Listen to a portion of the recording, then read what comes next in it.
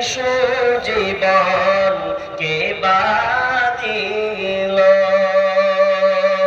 নাম নিশানা নাহি ছিল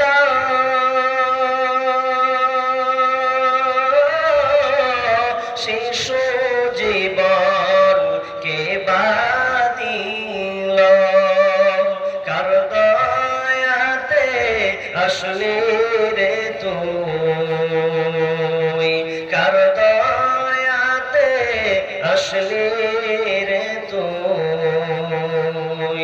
এই দুনিয়ার মাঝার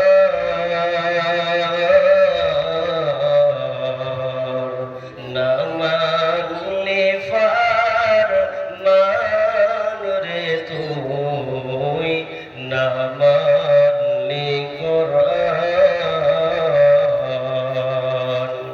না মানলে ফারমান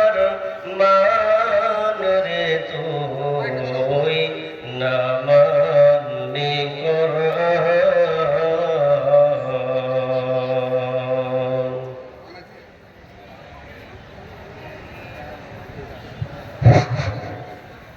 আসসালামু আলাইকুম। আমাদের এখানে সমাজসেবী মতিউর রহমান 5 মিনিটের মধ্যে প্রবেশ করবে। জনসাধারণকে বলছি আপনারা নিজের সাইডে থাকবেন, অত ভিড় করবেন না এবং মতিউর রহমানকে আসার জন্য সাইড করে দেবেন। যে মতিউর ঠিকাদার মতিউর রহমান উনি আসছে 5 মিনিটের মধ্যে, ওনাকে একটু সাইড করে দেবেন। আমাদের কমিটিকে বলছি আর পাবলিককে বলছি একটু সাইড করে দেবেন ওকে আসার জন্য। ধন্যবাদ।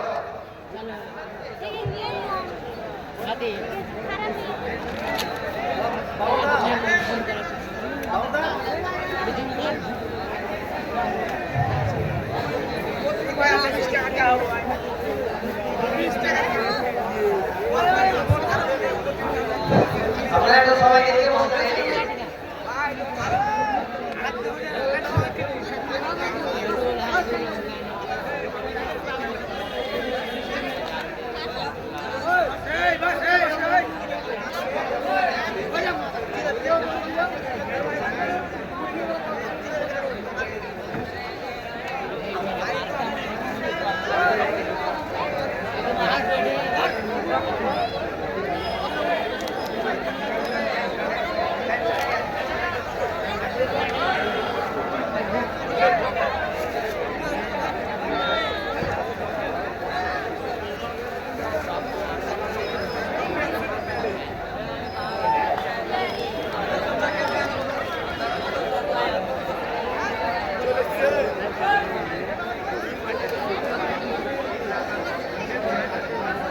ভাই আস্তে আস্তে বসে কথা বলিয়ে কথা বলিয়ে যারা দাঁড়িয়ে আছে বসে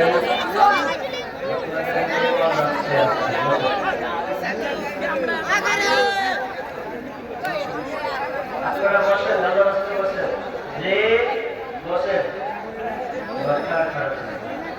চিন্তা করে দেখো না কবরে কি যাইবানা যে কবরে আল্লাহ ছাড়া বন্ধু কেউ থাকবে না চিন্তা করে দেখো না কবরে কি যাইবানা যে কবরে আল্লাহ ছাড়া বন্ধু কেউ থাকবে না চিন্তা করে দেখো না কবরে কি যাইবানা চিন্তা করে দেখো না কবরে কি যাইবানা এই দুনিয়া ছাড়িয়া যাইবে তুমি ভাগিয়া এই দুনিয়া ছাড়িয়া কোথায় যাইবে ভাগিয়া মালাকুল মউত ধরবে বসে কোনো উপায় থাকবে না মালাকুল মউত ধরবে বসে কোনো রেহাই পাইবে না চিন্তা করে দেখো না কবরে কি যাইবানা চিন্তা করে দেখো না কবরে কি যাইবানা যেই কবরে ছাড়া বন্ধু কেউ থাকবো না, চিন্তা করে দেখো না কবরে কি যাইবা না, চিন্তা করে দেখো না কবরে কি যাইবা না। উপস্থিত সম্মানীয় সুযোগ্য আজকের এই জলসা স্বনামধন্য সভাপতি, মঞ্চে উপবিষ্ট ওলামায়ে কেরাম, আমার সম্মুখে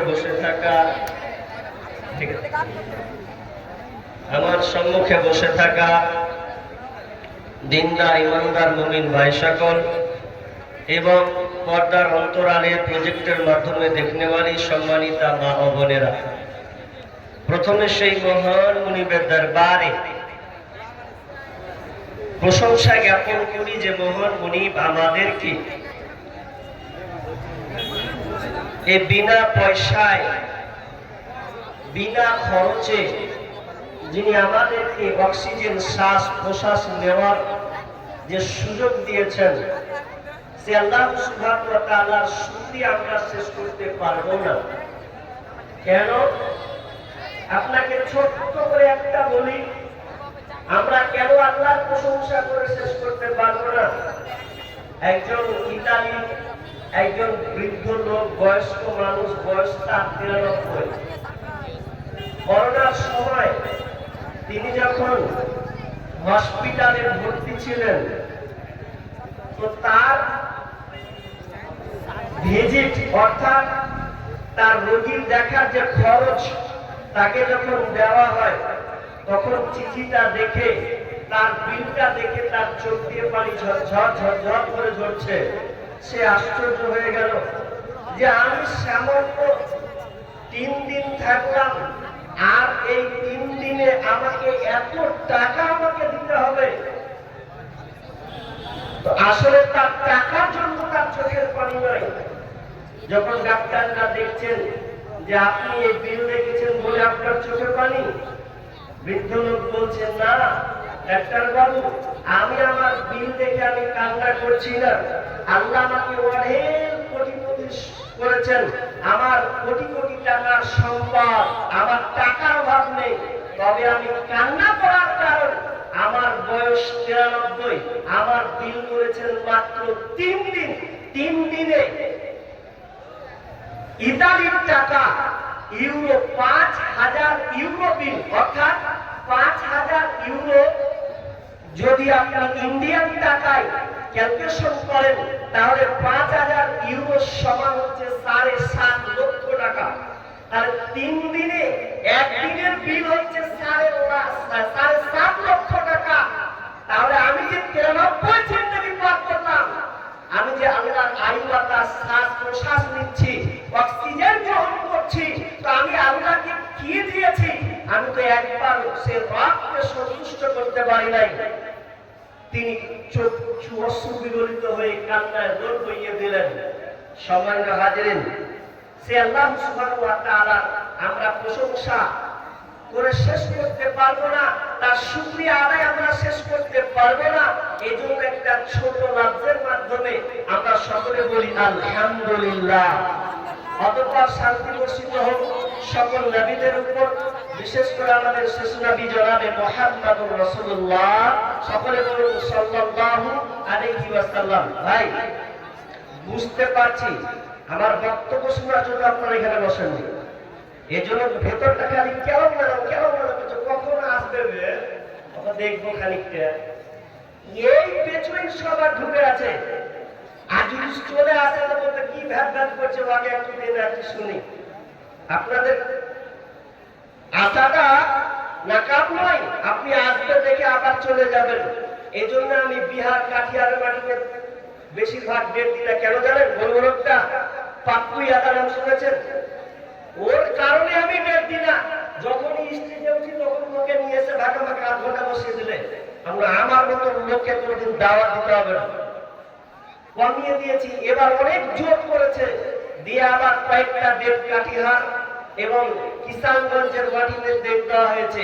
এই ব্যবহারের কারণে আমি ডেট দিই নাই। আমার কথা হলো একটা মানুষ আসবে আসুক, আমরাই মোটা গাছার দল, এত উচ্চারণ করার কি দরকার আছে? আর ভাই আসবে, বসেন, স্থির অবলম্বন করেন, আপনি এই জালসার ভারসাম্যটাকে আপনি বজায় রাখুন। কিন্তু না, আমরা হয়ে গেছি একটা অন্যরকম। কোথায় কে হয়েছে? আমি দেখেছি ওনাকে, মতিউর রহমান, কি নাম ওনার? মতিউর রহমান। উনিকে দেখলাম সোশ্যাল মিডিয়াতে খুব ভাইরাল হয়েছে, দান করছে, ভালো কথা। আল্লাহকে আরো দান করার বেশি তৌফিক দান করুন, মানুষের সেবা করার তৌফিক দান করুন। কিন্তু ভেতরে ঈমান, ইয়াকিন, আল্লাহর প্রতি তার বিশ্বাস, এগুলো বাস্তবায়ন পাই দেখাতে হবে, নচেত কোনো লাভ হবে না, এক পয়সা লাভ হবে না। তবে দোয়া করব, দিন সমাজের জন্য কল্যাণ করছেন, দান খায়রাত করছেন, তিনাকে আল্লাহ তাআলা দেওয়ার তৌফিক দান করুন এবং দিনের মধ্যে নিয়ে আসা, তিনি যেন 5 ওয়াক্ত সালাত আদায় করতে পারেন, এরকম তাকে তৌফিক দান করুন, আমিন। বেশি লড়াচড়া করিয়েন না, কিছু কথা বলতে দেন, আসবে, মন খুলে আপনারা দেখবেন, কোনো ডিস্টার্ব হবে না, দেখে আবার চলে যাবেন। আসল কথা কি জানেন? মানুষ মেন জায়গাতে ভুলতে, স্মরণ করতে ভুলে গেছে। আমি ভাবছিলাম যে লোক আসবে কি আসবে না, কিন্তু এটা আল্লাহর একদিকে শুকরিয়া দেব, ওর হালাতে তো পেন, এটা একদিকে ভালো, ওর হালাতে তো মশল লোকটি না। আমি কি যে বলতাম আমি নিজেও জানি না, এতটা রাগ ছিল ভেতরে, এতগুলো মানুষের সমাগম, অথচ প্যান্ডেলটা খালি পড়ে আছে, আর এদিকে 100 টাকার টিকিট না কয় টাকার টিকিট করছে জানি না, এদিকে আবার মানুষ ভিড়, কোনো চাপ জীবনে খেতে পাবে না আজকে লাশ অপার। এরকম ব্যবহার কেন? আমি আর কিছু বলছি না, কন্ট্রোল করলাম। এবার চলেন কিছু কোরআন হাদিসের আলোচনা শ্রবণ করুন। আমার ভাই আজিজুর রহমান আগে থেকে আলোচনা করেছেন, পরে আরেকজন বক্তা আছেন, উনিও মনে হয় চলে এসেছেন। আপনারা ধৈর্য ধারণ করুন, ধারাবাহিকতার সাথে একটার পর একটা বক্তা আলোচনা উঠানো হবে। আমার যে আজকে আলোচ্য বিষয় গীবাত, এই গীবাতটা মানুষের মুখে মুখে অহরহ যদি বাছাই করা হয়, আমরা কেউ গীবত থেকে বাইরে নেই, আমরা সবাই এই রোগের জর্জরিত। এটা একটা সামাজিক ব্যাধি। গীবাত এর আরবি শব্দ, এর বাংলা অর্থ হচ্ছে পরনিন্দা করা, অর্থাৎ মানুষের দোষ ত্রুটিকে চর্চা করা। একটা লোক ভুল করেছে, এখন ওই ভুলটাকে আপনি সমালোচনার সঙ্গে জড়িয়ে দিলেন, তার এই গোপন পাপ বা হয়ে গেছে কোনো ক্রমে, এটা নিয়ে আপনি এইখানে ওখানে ছড়িয়ে বেড়াচ্ছেন, রটনা করে বেড়াচ্ছেন, এর নামই হচ্ছে বিবাদ। আমি আপনাদেরকে হাদিস থেকে শোনাবো, তার আগে একটা কথা বলি, আপনারা উদাহরণটা ভালো করে শুনেন। মানুষের রুচির বিষয় আছে না নাই? আছে তো, রুচি নাই? কেউ দেখবেন রুচি খাবার সবাই কিন্তু একরকম পছন্দ করে না। কেউ খায় পোলট্রির মাংস, ওর রুচি বলে খায়। অনেক আছে পোলট্রির মাংস খেতে পারে না, ওর রুচি আবার দেশি মুরগি। দেশি মুরগি যারা খায়, অনেকে আছে দেশি মুরগি রুচিরা খেতে পারে না, না আমি খেতে পারবো না। অনেকে আছে গরুর মাংস খেতে খুব পছন্দ করে, কিন্তু আবার অনেকে আছে গরুর মাংস খেতে পছন্দ করে না, না আমি খাবো না, আমার দ্বারা এটা কন্ট্রোল হবে না। তাই এক একটা মানুষের এক একটা রুচি, কিন্তু এমন একটা রুচির কথা বলবো যেই রুচিটা সবাই আমরা গ্রহণ করে নিয়েছি, কেউ বাদ নাই, সবাই ওই রুচিটাকে গ্রহণ করে নিয়েছি। ওটা আয়াতের মাধ্যমে আপনাদেরকে আমি বলবো।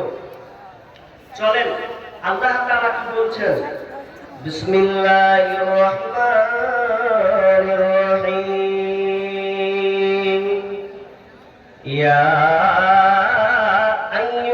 আইয়ুহাল্লাযীনা আমানু ইসতানিবু কাসীরাম মিনাত الظن إن بعد الظن إثم ولا تجسسوا ولا يغتب بعضكم بعضا أيحب أحدكم أن يأكل لحم أخيه ميتا فكرهتموه واتقوا الله إن الله تواب رحيم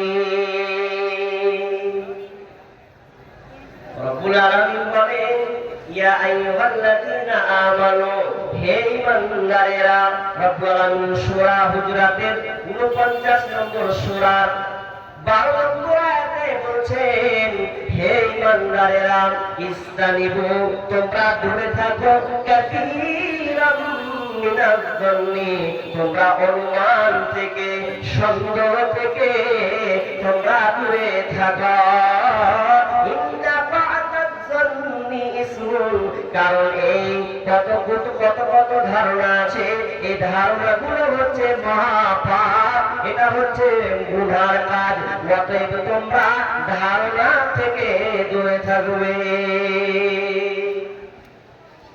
ধারণা আপনি করতে পাবেন না কেমন ধারণা একটা লোক কোন জায়গায়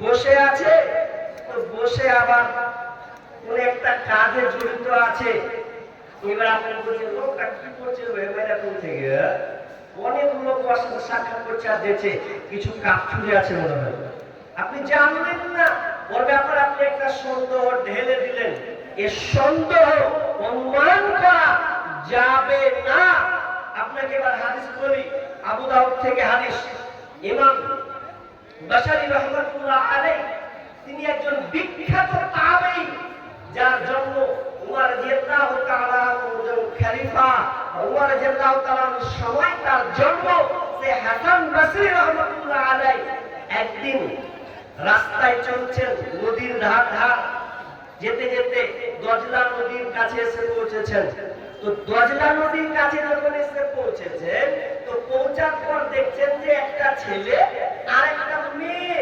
নদীর পাশে বসে মেয়েটা ছেলেটা রঙের উপরে শুয়ে আছে আর ওকে পানি পান করাচ্ছে আবার নিজে পানি পান করছে তো হাসান বসরি মনে করছে যে এই ছেলে মেয়েটা কারা যে এখানে নির্জনে কেউ নেই সাইডে আর এক করে তারা খাওয়া খই করছে নিশ্চয় ওরা কোনো মদ পান করছে মনে হয় এটা তার ধারণা এটা তার মানে চিন্তা মানে ভাবছে এটা ধারণা করছে অনুমান করছে আর মুখটাকে একটু বাঁকিয়ে নিয়েছে এভাবে বাঁকাতে কিছুক্ষণ পর ওই দজলা নদীর মুহূর্তে যে নৌকাগুলো চলছিল মুহূর্তে কিছুক্ষণের মধ্যেই একটা নৌকা যাত্রী সহ পাল্টি খেয়ে যায় তো পাল্টি খাওয়ার পর সবাই পানিতে পড়ে যায় তখন ওই ছেলেটা ঝাঁপিয়ে পড়ে ওই দজলা নদীতে যখন ঝাঁপিয়ে পড়লো কেন তো ওই যাত্রীগুলোকে বাঁচানোর জন্য তখন আস্তে করে কয়েকজনকে তিনি উঠাতে লাগলেন হাসান বসরিও তিনি ছুটতে লাগলেন এমন সময় তিনি তার দিকে মুখটাকে আস্তে করে ব্যাকে নেই কিন্তু ওই লোকটা ওই যুবকটা বুঝতে পারল যে আমাকে এই মা হুজুর আমাকে দেখেছে মুখটাকে বাঁকিয়ে নিচ্ছে নিশ্চয় আমার সম্পর্কে সে কোনো খারাপ ধারণা করেছে তখন ওই যুবকটা বলছে হুজুর আপনি আমাকে দেখে মুখটাকে সরিয়ে নিচ্ছেন এড়িয়ে নিচ্ছেন তবে শুনে নেন আমি হচ্ছি কে আপনি যে মেয়েটাকে দেখেছেন ওই মেয়েটা অন্য কোনো মেয়ে নয় ওটা পরদেশী কোনো মেয়ে নয় ওটা হচ্ছে আমার জন্মদাত্রী মা আমার নিজের মা ওই মা আমার অসুস্থ আছে এই জন্য আমি আমার মাকে বার আমি বোতল থেকে পানি পান করাচ্ছি দিনটা খুব গরম আর আমার মা খুব অসুস্থ তো আমি আমার মাকে নদীতে করে আমি চিকিৎসা করতে যাব ডাক্তার দেখাতে যাব এই জন্য আমি আমার মাকে নিয়ে এখানে অপেক্ষায় রয়েছে যে আমার নৌকাটা আসবে আমরা ওই নৌকাতে আমরা পার হয়ে যাব যখন এই কথা বলা হাসান বসরির চোখ দিয়ে ঝরঝর করে পানি ঝরতে লাগলো আহারে কেন আমি খারাপ ধারণা করতে গেলাম কেন আমি অনুমান সন্দেহ করতে গেলাম তাহলে তো আমি বড় একটা অন্যায় কাজ করে দিয়েছি, এই জন্য তার কাছে ক্ষমা চাইলেন। ভাই রে, আমার ভুল হয়ে গেছে, এবং আল্লাহর কাছেও ক্ষমা চাইতে লাগলেন। আল্লাহ, আমার ধারণাটা ভুল হয়ে গেছে, আল্লাহ তুমি আমাকে ক্ষমা করে দাও। আপনি যে কোনো অনুমান করবেন না, ধারণা করিয়েন না।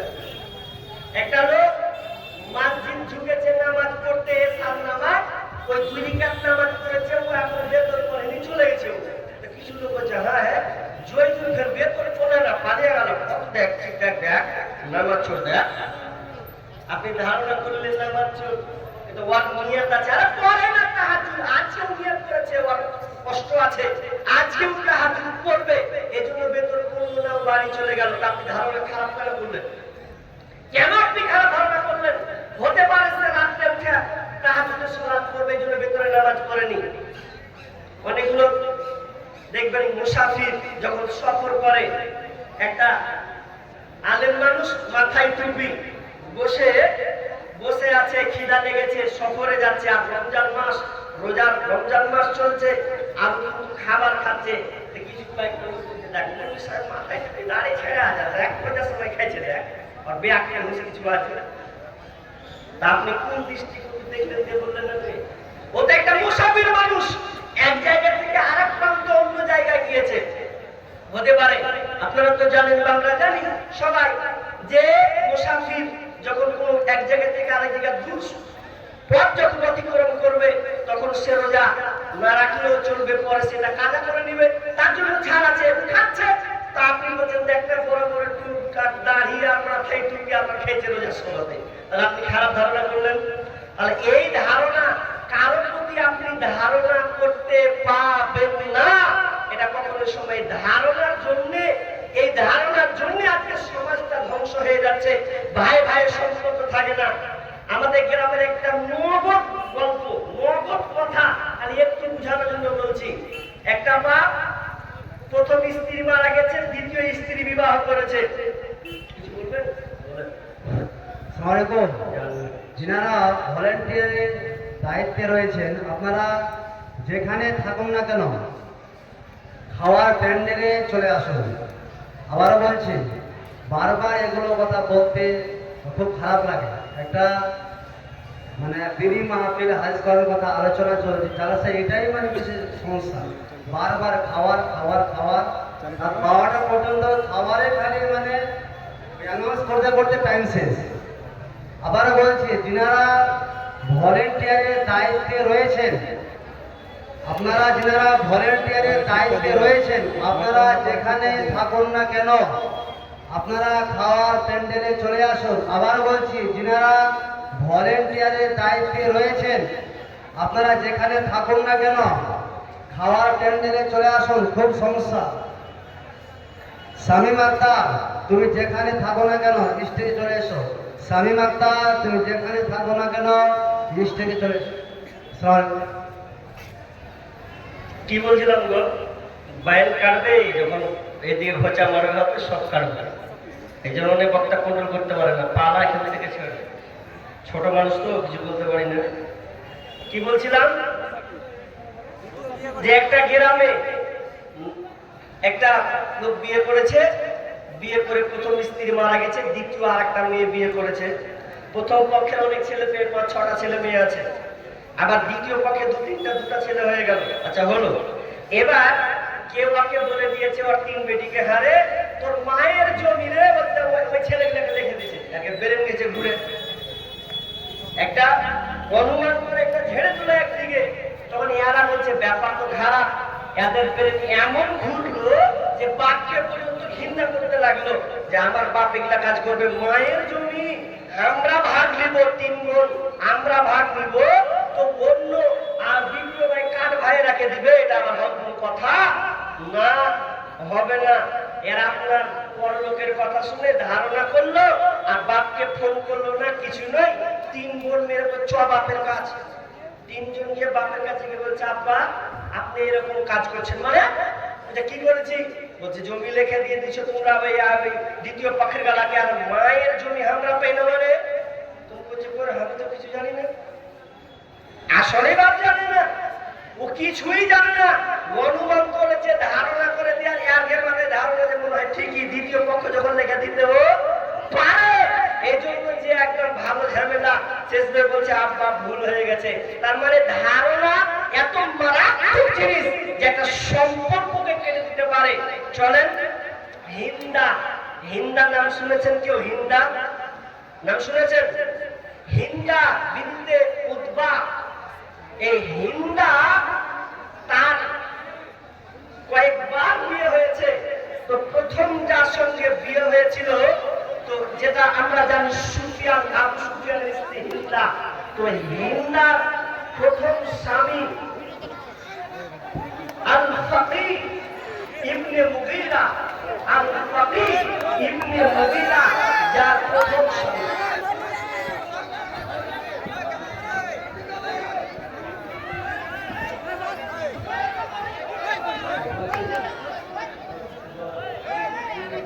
গোলামকে ভাগান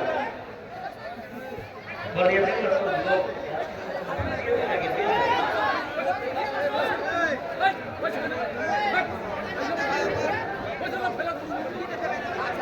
লোক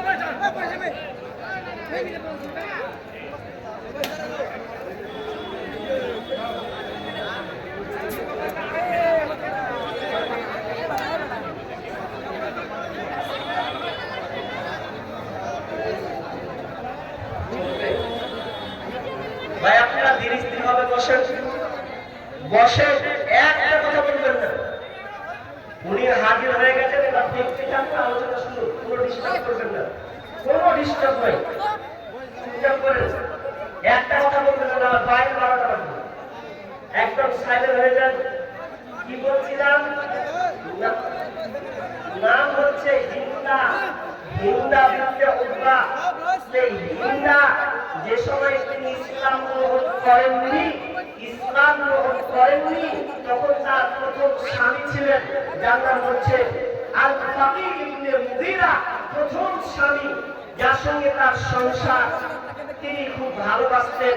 কারণ সেই সময় জাহিলি যুগে এক নাম্বার জাহিলিয়াতের মধ্যে যদি সেরা নারী হতো তো সেই হিন্দা এক নম্বরে আসতেন।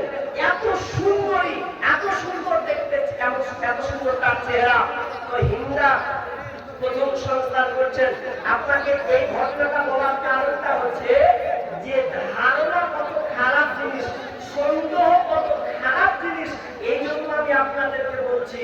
তো একদিন তো তিনি হচ্ছেন পয়সাওয়ালা মানুষ, খুব টাকাওয়ালা মানুষ, এত তার সম্পদ।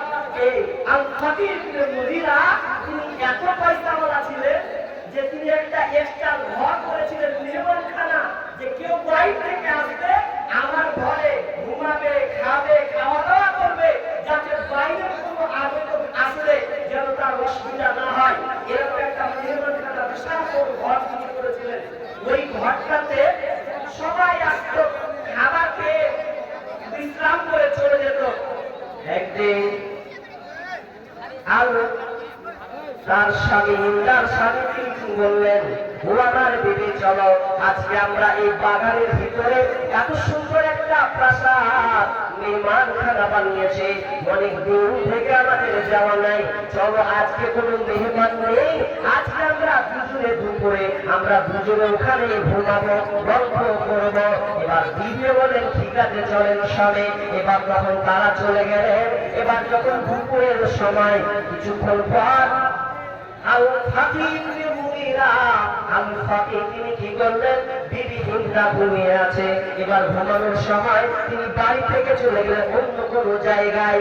সবাই বিকাল ভাব এরকম সময়, এমন সময় তিনি বাড়িতে নাই, চলে গেলেন, হিন্দা কিন্তু ঘুমিয়ে আছে। এমন সময় একটা আগন্তুক, একটা মেহমান হঠাৎ করে ওই বাড়িতে প্রবেশ করেছে, যেই বাড়িতে কোনো চাপ থাকে না, কোনো গাছ থাকে না, দেয়া যাবে আর ভালোভাবে যাবে, আবার ভালোভাবে সে রিটার্ন চলে আসবে।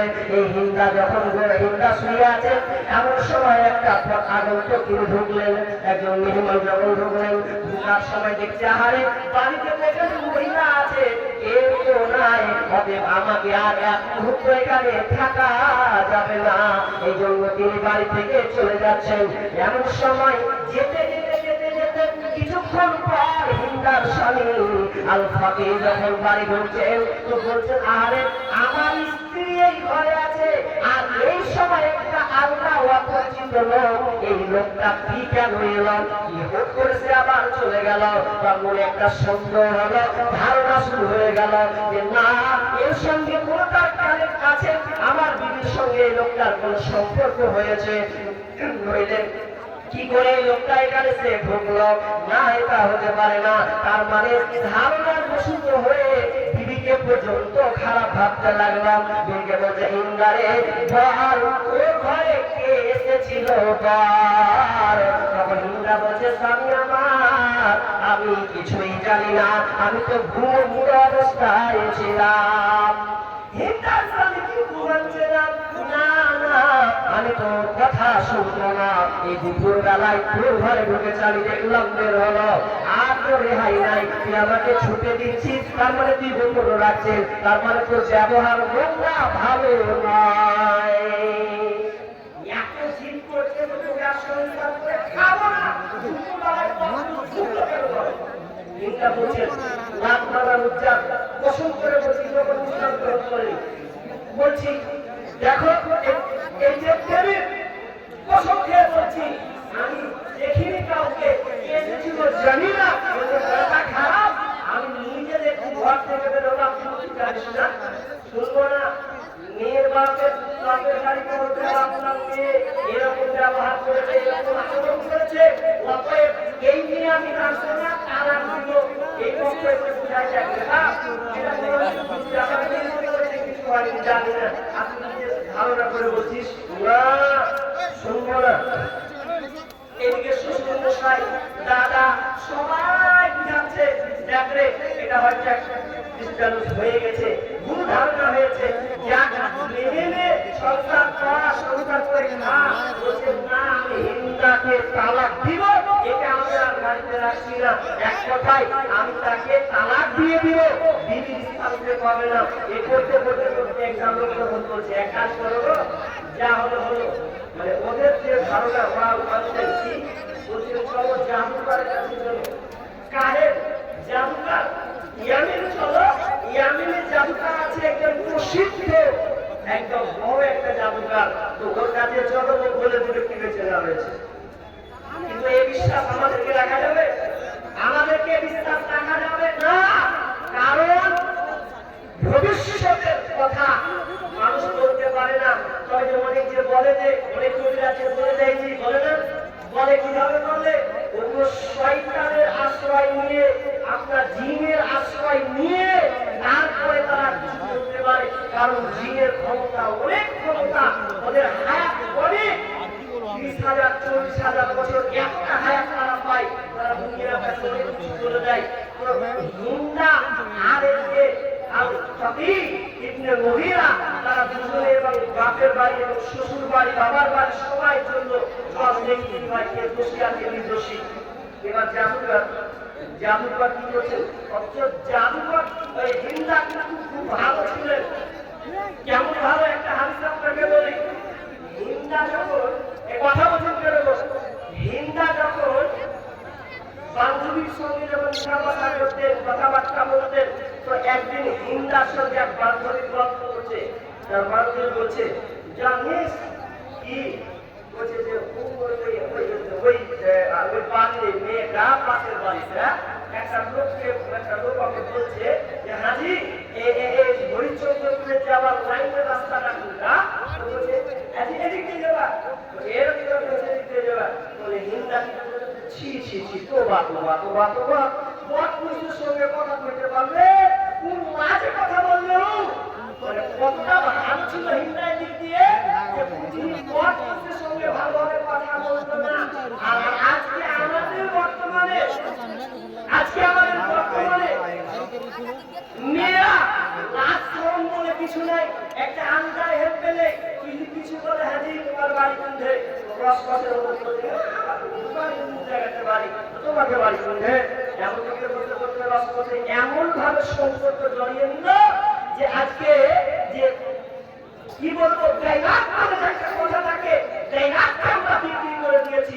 হিন্দার মধ্যে কোয়ালিটি ছিল, তিনি মুসলিম হবে, এরপরে সে পরপুরুষের সঙ্গে কথা বলতো না। আর আজকে আমাদের মা বোনেরা পরপুরুষ দেখলে এখন মধ্যে সম্পর্ক থাকছে। একটা মোবাইলে যদি রং নাম্বার যায় তো রং নাম্বার দেখাচ্ছে ভালো কিছু আছে। এগুলো আমি একটা বাজার শিখেছি, প্রতি বছর কয়েকটা করে বাজার দেখি, এবার বাজার দেখেছি।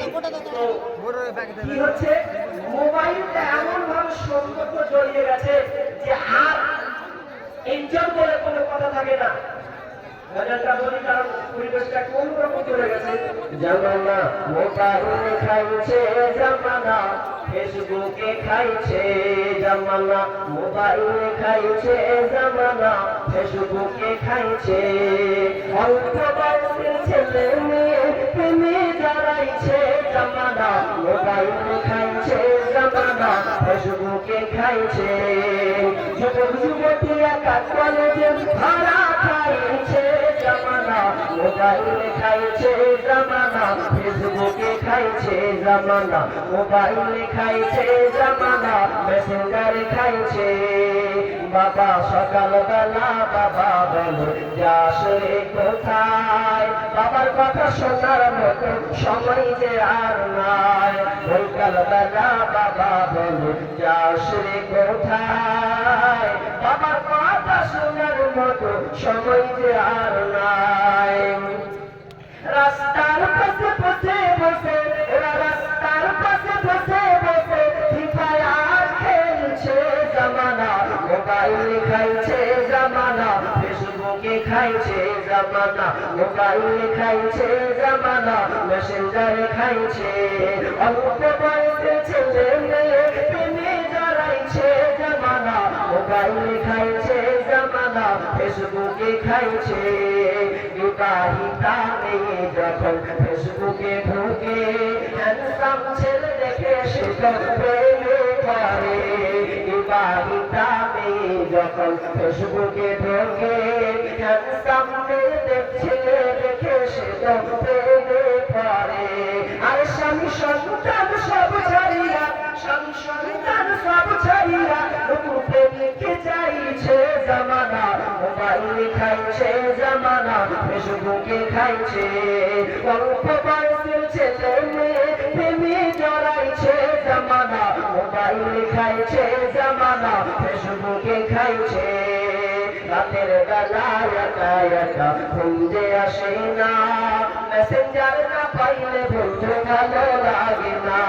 রাতের বেলায় একা একা খুঁজে আসে না, রাতের বেলায় না পাইলে বন্ধু ভালো লাগে না। তাই তো এখন মা বাবারা, তাই তো এখন মা বাবারা ভীষণ টেনশনে পড়েছে, জামানা মোবাইলে খাইছে, জামানা ফেসবুকে খাইছে, জামানা মোবাইলে খাইছে, জামানা ফেসবুকে খাইছে। অল্প বয়সের ছেলে মেয়ে প্রেমে জড়াইছে, জামানা মোবাইলে খাইছে, জামানা ফেসবুকে খাইছে, জামানা মোবাইলে খাইছে, জামানা মেসেঞ্জারে খাইছে। লজ্জা শরম নাই, অথচ হিন্দা একজন মুশরিক মেয়ে এরপর তার পুরুষের সঙ্গে কোনোদিন কথা বলতো না। এরপর স্বামী তাকে সন্দেহ করছে, তখন তারা কাহিরের কাছে গিয়ে বলছেন, দেখেন জ্যোতিবাদ, দেখেন দেখেন জাদুকর আমার স্ত্রীকে কাজ করেছে। দুই পক্ষের কথা শোনা হলো। এবার কাহির জাদু চালাতে লাগলো, চালাতে চালাতে চালাতে চালাতে এক পর্যায়ে জাদুকর বলে উঠল, ওগো পাখি আর ইবনে মুগীরা, আপনার স্ত্রী হিন্দা সে কোনো পরপুরুষের আশ্রয়, তার ছোঁয়া লাগেনি, তার মানে ও কিছু জানে না, ওর দ্বারা কোনো আকাঙ্ক্ষা হয়নি। তোমার দিদি যেটা বলছে তাই সত্য, তার সঙ্গে কোনো সাক্ষাৎ হয়নি, কোনো সম্পর্ক হয়নি। যখন এই কথা বলা তখন হুজুরের চলে এসো, আসলো হিন্দাও হাসছে, এদিকে তার স্বামী হাসি পাচ্ছে। যাকে আমার ভুল ধারণা, কিন্তু জাদুকর দেখেন এখানে ব্যাগটাও লাগিয়ে দিলে, যদি জাদুটা একবার স্তব্ধ হয়ে যেত তাহলে খোলাসা আবার তারা দুজনে সংসার করত। দ্বিতীয়বার জাদুকর আবার জাদু চালাতে লাগলো। এমন সময় হিন্দার হাত ধরে বলছে, হিন্দারে তোমার পেট থেকে একটা বীজ চিন্তা হবে সারা পৃথিবীর লোক তাকে চিনবে। এরকম একটা যোদ্ধা তোমার প্রতি জন্মগ্রহণ করবে। তখন তিনি যখন এই কথা বলা তার ব্রেনটা গেল অন্যদিকে ঘুরে। এবার চিন্তা বলছে আমার পেট থেকে একটা সন্তান আসবে, যোদ্ধা হবে, রাজা হবে, একদম খালিফা হবে, তাহলে কাম এবার কি করে? এবার সে কত হাসতে হাসতে হঠাৎ করে সকলকে বলে দিল, শান্ত সকলকে বলে দিল, শুনে যাও, আমি এই চাঁদির ভাত খাবো না। আমি আমার স্বামীকে তালা খোলা তালা আমি দিয়ে দিলাম, এক কথায় আমি তার সংসার করবো না। হয়ে গেল। এতক্ষণ বলছিল স্বামী আমি ভুল করিনি, এবারে দেখো আমাকে ভুল বুঝিও না, আমার সংসারকে ভাঙিও না। এই চিন্তা আমার পাল্টা বলছে সংসার করবো না, কারণ জাদুকর বলে দিয়েছে একটা দারুণ কথা। এবার মা বাপ আবার বেকার হয়ে গেল, তোরা কে তো একযোগ করার জন্য ছুটি লাগার জন্য তো এখানে আসা, তুই তোর উল্টা বলছিস সংসার করবো না, ব্যাপারটা কি? বলছে শোনো, আমি যার সঙ্গে থাকি আমি তার ব্যাপারে ভালো করে জানি। এর দ্বারাই এর মাধ্যমে আমার পেট থেকে এই ভালো সন্তান, অর্থাৎ ভালো সন্তান মহাপে জন্ম হবে না, এর দ্বারা দিয়ে হবে না, আমি একে ভালো করে চিনি।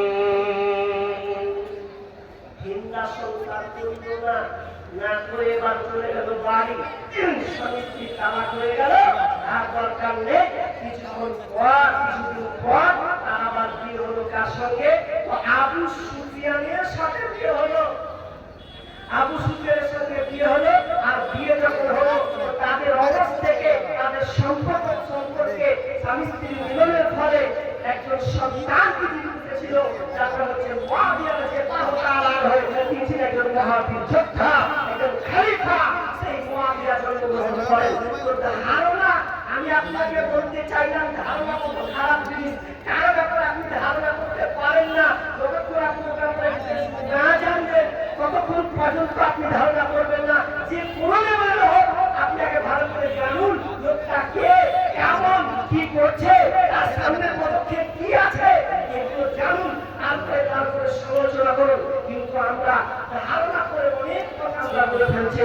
নাম্বার 1, 2 নম্বর আল্লাহ বলেছেন ওয়ালা তাজাসসু, তোমরা তাজাসসুসি করিও না, অর্থাৎ কারো গোপন বিষয়কে অনুসন্ধান করো না, কারো গোপন বিষয়কে তোমরা গোয়েন্দাগিরি করবে না। এই গোয়েন্দাগিরি করা হচ্ছে মহাপাপ, কাবিরা গুনাহ। আল্লাহ তাআলা দ্বিতীয় আয়াতে বলছেন তোমরা কারো গোপন বিষয়কে অনুসন্ধান করবে না।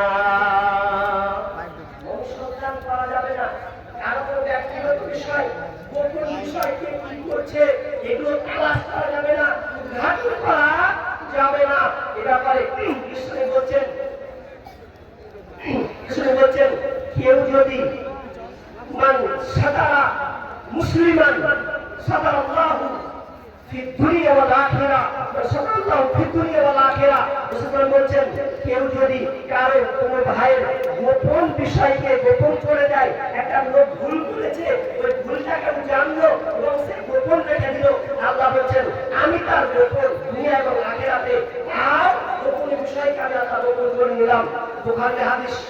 আল্লাহ তাআলা যখন বিচারের মাঠে বিচার করবেন, বিচার করার সময় পর্দা দিবে, আর দিবে, আর দিয়ে দেওয়ার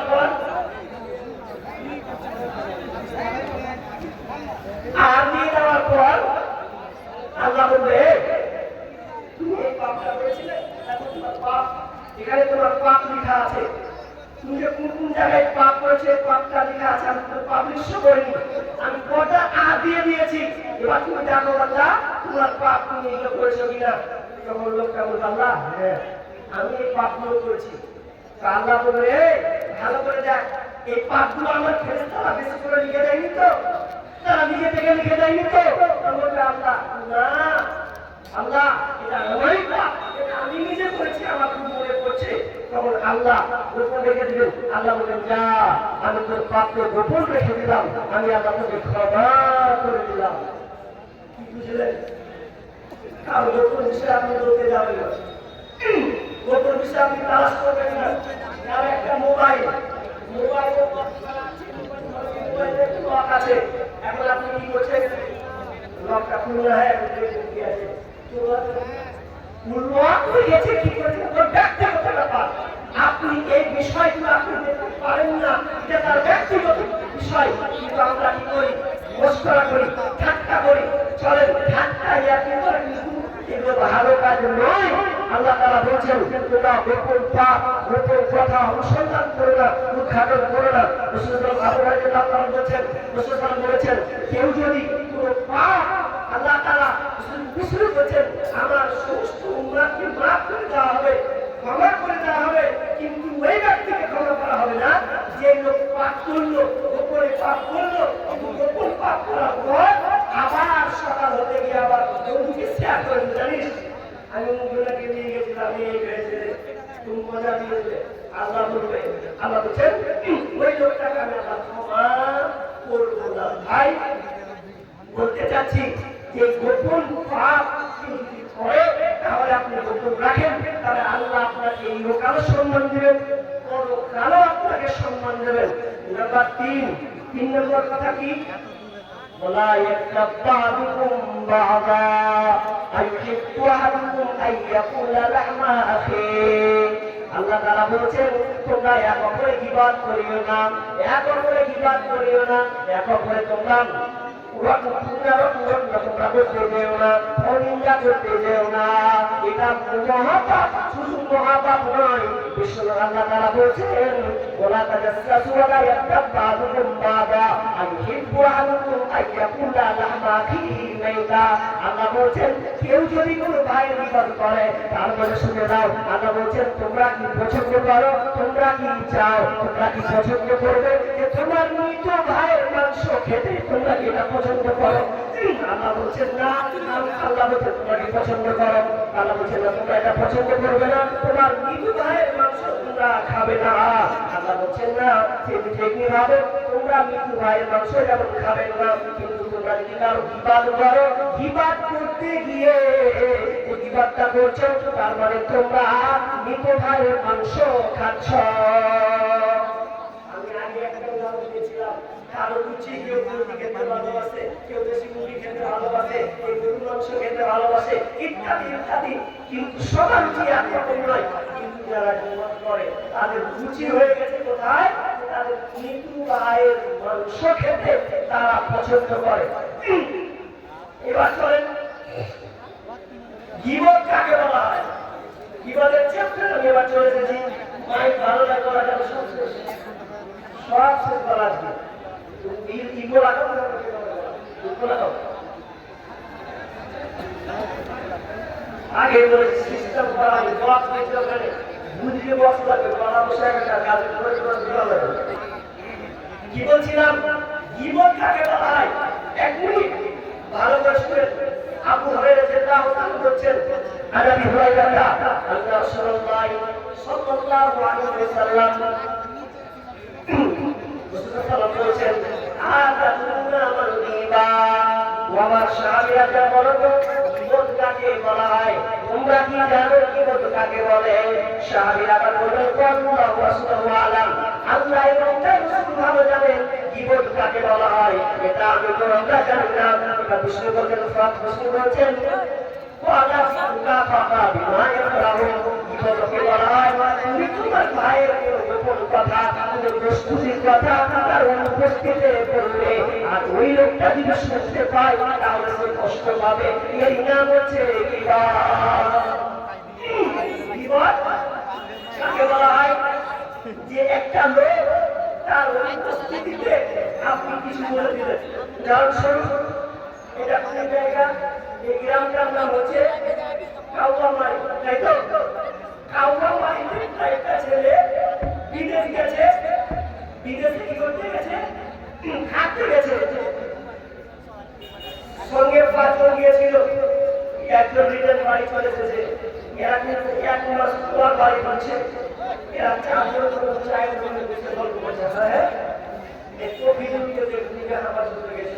বাড়ি চলে আমি বাড়ি চলে এসেছি ব্যাপারটা খারাপ আর এগুলো আমার কেটে মুখে আছে হ্যাঁ এগুলো কেটে যদি পড়ে গেছিল রে এগুলো সব কেটে গেছে তখন একজনে বলছে কি হয়েছে আমি কেটে গেছিস হয়েছে জানি যে বাড়িতে কাজ করছিল এই বাড়িতে একটা মেয়ে ছিল মেয়ের সঙ্গে ধরা পড়ে গেছে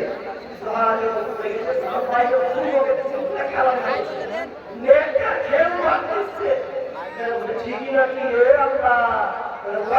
হালাত করেছে আমার মেয়ের পাল্লায় করে বাড়ি করেছে